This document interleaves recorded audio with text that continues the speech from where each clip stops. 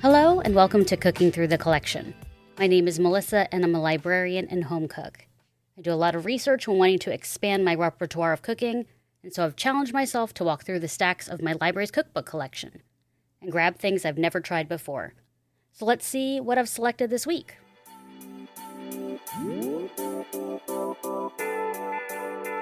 Food and identity are forever entwined. As someone who is adopted, my parents knew that one of my birth parents was Filipino and tried to include some of that culture in my childhood. I would visit the homes of my parents' colleagues who tried to teach me how to cook Filipino food. As I've gotten older, I've tried to teach myself more Filipino recipes. I can make chicken adobo very well, a vinegary and garlicky chicken dish, and pancit canton, noodles in a more Chinese stir-fry style. So this podcast was the opportunity to try to make something from a heritage I have little connection with. The cookbook I've selected is Quintessential Filipino Cooking, 75 Authentic and Classic Recipes of the Philippines by Liza Abinglog. It's a compact but colorful book of photographs and recipes, and it seems really approachable from all the ones I was able to pull from the collection. I've chosen 2 dishes, barbecue chicken on page 55, and I'm not going to say this right and I feel bad about it, sinangag, garlic rice on page 81. I've had garlic rice from the Jollibee fast food chain, but I'm guessing this is going to probably be better. So let's get into the kitchen and start cooking.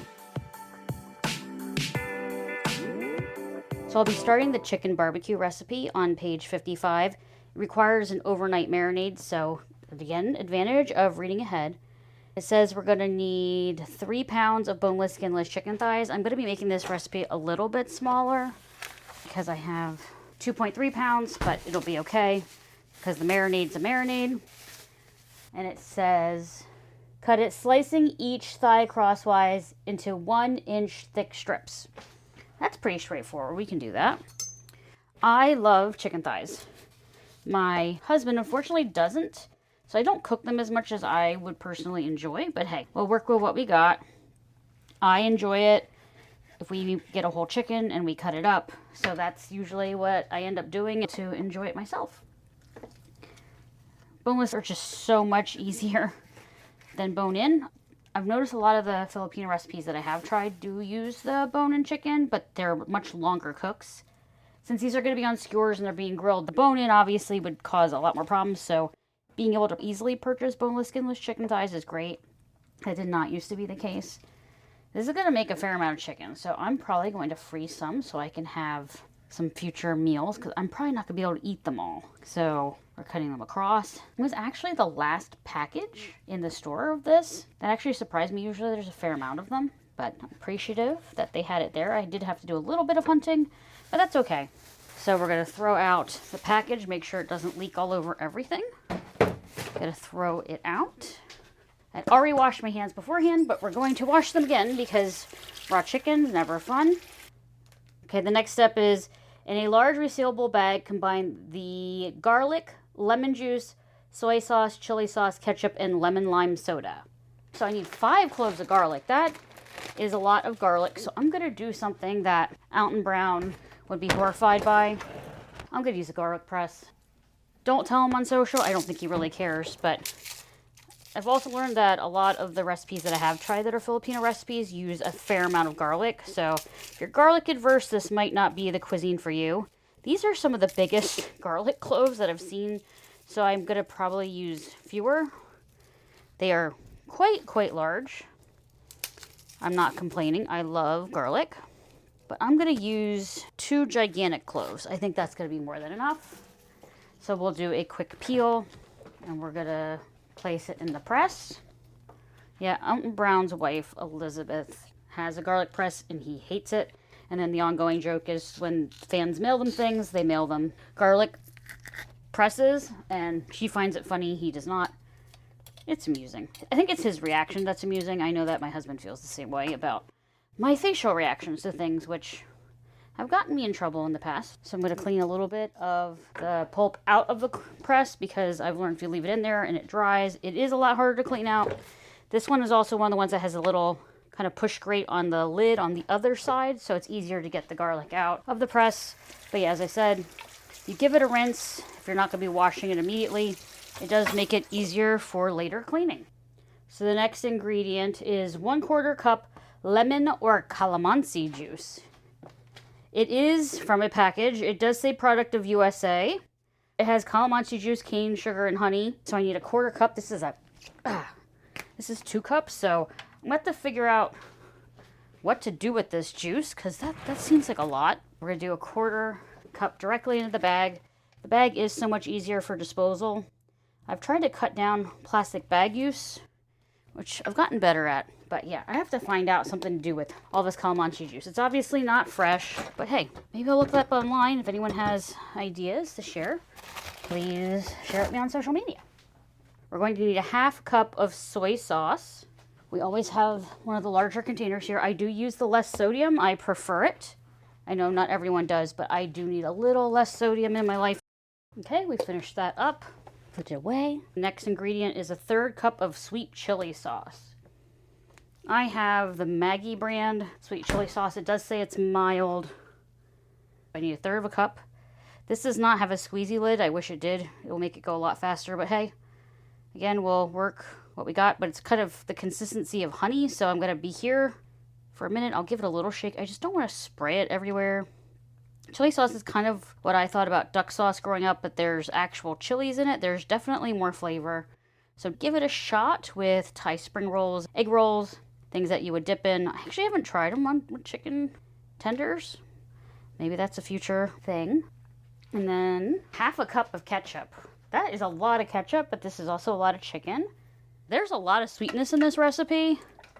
I hope I enjoyed this. I have a feeling if I put in other vegetables and things, that will help. And then we need 1 cup of lemon lime soda. I was trying to look for some sort of interesting Mexican soda or something, and unfortunately I was unable to find it, but I was able to find lemon lime Sprite. Not my favorite lemon lime soda. Does anyone remember Slice from 80s and 90s? That was my favorite. I'm afraid to shake it, but it definitely is going to need a little bit of a zhuzh because there's a lot of thick ingredients and then a lot of watery ingredients. It's interesting there's no onion or anything in here. But okay, so we're going to place the chicken in the bag. And I said, this is a lot of chicken. That's okay. I do need lunches for the week. I'm going to give it a little bit of stir in the bag before I close the bag. Also, the bag is fizzing a lot because of the soda. I wonder, it didn't say to let it go flat, so I did not do that. Again, washing the hands because chicken handling. So it says, add the chicken, seal, and toss to coat the chicken completely. Marinate in the refrigerator overnight. I thought it was only going to be a few hours. Turns out it's overnight. So I am worried about the bag leaking. I do try to keep it upright. I'll have to obviously occasionally squish it. So what I'm going to do is I am going to put it on a plate with a bit of a lip to make sure that if it does leak, it's somewhat contained. So we're going to place this in the refrigerator and we'll cook it up tomorrow.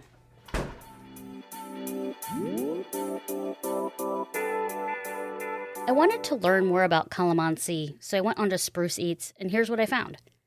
Calamansi limes are a native Filipino citrus fruit, which are believed to be a hybrid of kumquats and mandarin oranges.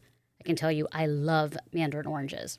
The bright, tart flavor of calamansi limes lends them to being used in a number of ways. Besides being juiced and going into beverages, that's what I need to look up for the extra juice, the sliced fruits are also frequently served alongside spicy and savory dishes, where their juice is then squeezed over curries, noodle dishes, meats, seafoods, and soups.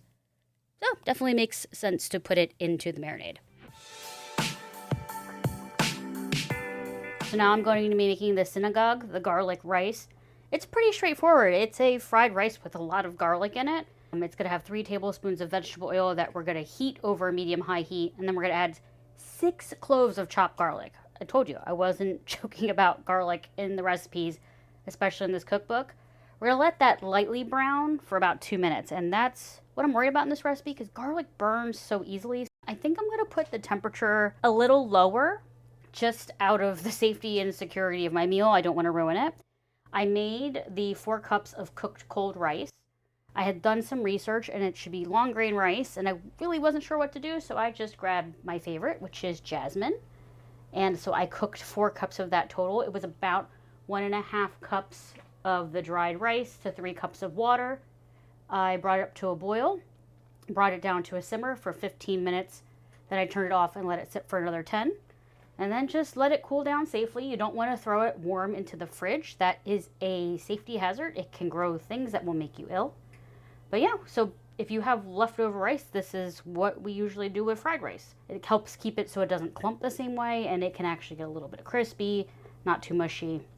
And then we're going to add salt to taste. So it seems straightforward. So it says 6 cloves of garlic, and I'm bringing out the garlic press again. And I'm doing 3 cloves this time, 3 gigantic cloves. But we're going to do some crushing. The reason I chose this recipe is twofold. I am cooking dinner right now, and I'm not doing the chicken for dinner because it needs to marinate overnight. I'm actually doing some flounder, and I was wondering what would be a really flavorful side dish, and this one jumped out at me, so that's why I've decided to make it. So I'm using canola oil. That's the neutral vegetable oil of choice in our household. I'm sure you could use safflower, peanut, and those would also work well. So we're going to see if this actually is getting warm. Kind of swirl it around the pan. I have a wooden spoon. We're getting close to being able to put it there. I really am worried about burning it. Add the garlic. It says 2 minutes to brown, which just seems like such a long time. So I'm going to watch it, because then you're going to cook it for another 5 minutes to fry it. So I'm going to be careful. I'm going to set it for 2, but I am going to keep moving it. I want to make sure there's no hot spots. Everything has a chance to evenly brown. It smells delicious already. A lot of my recipes, I don't want the garlic to brown. That means we've gone too far, so I have to just be a little bit more mindful here. I'm going to turn it up a little bit more. It has very lightly browned. As I said, I'm worried. So it says add the rice and stir, breaking up any clumps. So I did turn up the temp a little bit. I'm now up to 6, but I think I'm going to have to move a little bit faster. So I'm going to have my container of rice, and I'm going to break it up. Try not to dump it all at once. And it came out one big clump. So the breaking up the clump comment was the right thing to do. And it says we're going to do this, stirring frequently, for about 5 minutes. And then we're going to season. So let's break it up. This is a lot of rice. I thought about breaking it in half. I'm like, nah, let's not do that. And now I'm looking at it and I'm going, oh, wow. Well, it's good I'm making multiple lunches for this week, right? So we're going to try to make sure that the garlic gets mixed into the rice, kind of using the back side of my wooden spoon to press down on the pan to break up the clumps. It's also helping pick up the garlic off the pan, so it's not having direct contact. I think that's a good method. It's interesting that it says this could be served with like a runny egg or a cured meats. I think it'll work with chicken at Jollibee. It's one of the potential sides with the fried chicken or the palabok or any of the other dishes. I really enjoy the Jollibee fried chicken. A restaurant opened up in our area, not close by. And I've had the fried chicken. I've had the peach mango pie. If you have one in your area, definitely recommend it. Yeah, so I'm going to keep stirring frequently. It is sticking to the bottom a little bit, so I'm going to do a little bit more scraping, which I could not do with the nonstick pan, because a little bit of crispiness is good in this kind of rice. I'm not looking for perfectly fluffy. So I'll be back when it's time to pull it out. And we are back. I'm pulling the rice off the stove and turning off the burner, but it said season with salt to taste. This rice had no salt in it at any point. I didn't season it when I was cooking it from scratch. So I'm going to probably put about a half a teaspoon of salt and do some stirring. Hopefully it won't need too much because we're going to be putting other flavorful things with this, but it's a fair amount of rice, so I want to give it some chance of seasoning. So I think we're good. And so the things I'm serving it with are not for the review today, but hey, I wanted to use a recipe multiple times. So let me serve this up and we'll see how it goes.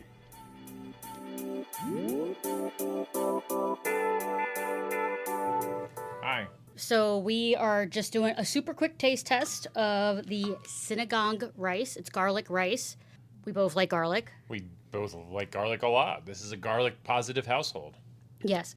So we're not talking about the other stuff on the plate, which is flounder with calamansi juice and vegetables. So just let me know what you think of the rice. The garlic really, if you like garlic, you're gonna like this rice. The garlic it's there and it's powerful and it's tasty and I really like it. This is a really good rice. So you like this as a side dish. It's something a little bit different.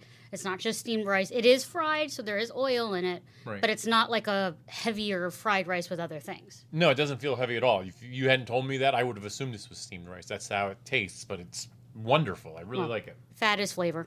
That's right. Okay, so we got a thumbs up on this one. I agree. Very tasty. Good morning, podcast listeners. It's the next day, and I'm going to actually cook the chicken. Remember, we marinated it overnight, and now I'm going to make the basting sauce. So we start with a half a cup of soy sauce. I'm going to do a quarter of a cup of brown sugar. As I normally do, I am going to pack the measurement because I want to make sure that it is accurate. So, quarter of a cup of brown sugar. Yeah, again, this is a really sweet recipe. Hopefully, I like it because there's a lot. Otherwise, let's just say some of my coworkers may get to try it out. So we did the brown sugar. Now we're going to do more sweet chili sauce. Luckily, I bought another package because I finished that. So we're going to do a quarter of a cup of sweet chili sauce. I'm using a container with a handle to make it a little bit easier when I'm at the grill. We need a half a cup of ketchup. There is so much ketchup in this recipe. And that's all of it. Mix well, then set aside. I'm going to use a silicone brush to brush it on the chicken while it's grilling. So I'm going to use the brush to kind of mix it up because, the brown sugar is going to need to dissolve and the ketchup and the soy sauce are completely different textures. While doing this, I am preheating the grill.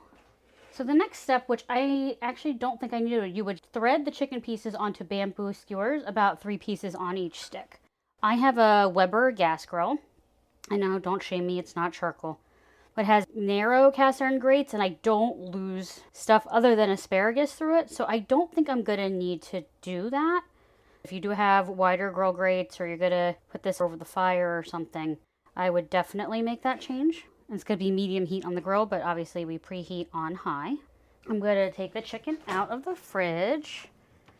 I'm going to dry off these pieces because wet meats do not brown. They kind of boil and we don't want that. So I'm going to dry everything off with a paper towel and then we'll get to grilling. So I will be back. So I am outside with my grill. It takes about 15 minutes for my grill to preheat. And so it says that we're going to grill this on medium heat. So I'm going to turn down to medium on all 3 burners. Since this is so much chicken, I decided to do on all 3 burners. And I had already given it a wipe down. So let's get these on the grill. It is flaring up. There is a lot of sugar in here. So hopefully we don't have too much of a flare up.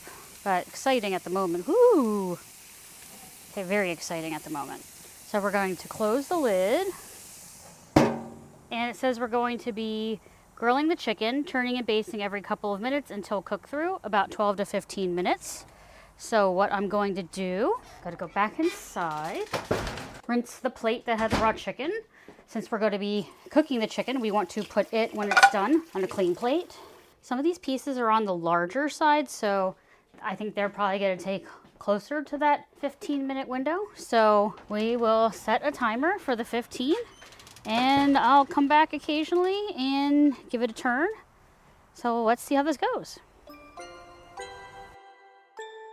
Okay, so I'm back. I've been out here every 2 minutes flipping over the chicken and giving it a baste. So let's see. I can't have an extra mic out here because I would literally set it on fire. So let's see if you can hear it sizzle. Ooh, this is looking good. There's a few pieces that are on the thicker side that I may let go a little longer. I'm going to give them one last little bit of a flip to get the sauce that was on the top seared. There's some little pieces that I'm ready to pull off, but this has been the 15-minute mark. I didn't cut these as evenly as I could have, so that's why I think I'm going to go a little longer because there's a few pieces that are a little fatter, and I can tell you raw chicken's not where it's at. The one thing I will say is that this is a very sticky sauce, not shocking with the amount of sugar. So I would definitely prep the grill grates with a paper towel with oil or use grill spray, whatever your preference is, because this is going to be making a mess. So this is our little last bit of searing. The sauce still has a bit of time to adhere. And I think we are good. So I'm going to take these off the grill, let them cool down a little bit, and then it is time for us to taste the dishes together.